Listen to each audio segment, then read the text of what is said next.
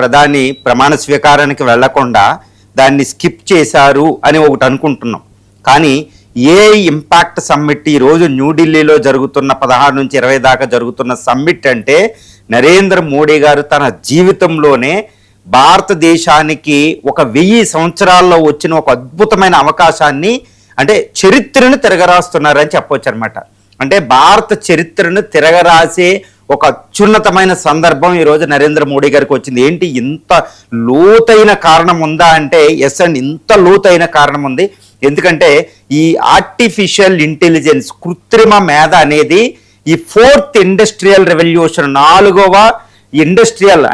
4వ ఇండస్ట్రియల్ రెవల్యూషన్కి సంబంధించిన ఒక పెద్ద దృగ్విషయం అనమాట. It's one of the biggest phenomena of the 4th industrial revolution. 4వ అతిపెద్ద ఇండస్ట్రియల్ రెవల్యూషన్ జరుగుతుందన్నమాట. ప్రపంచం 4వ ఇండస్ట్రియల్ రెవల్యూషన్కి వచ్చింది.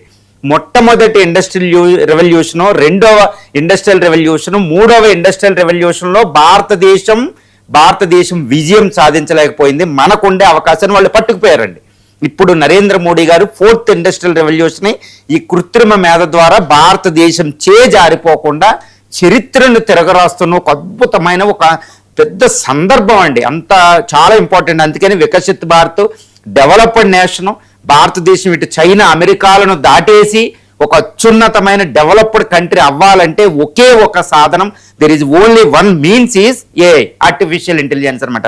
దానికి ఒక చరిత్ర తిరగరాయడం జరుగుతుందన్నమాట. ఇప్పుడు ఒక్కసారి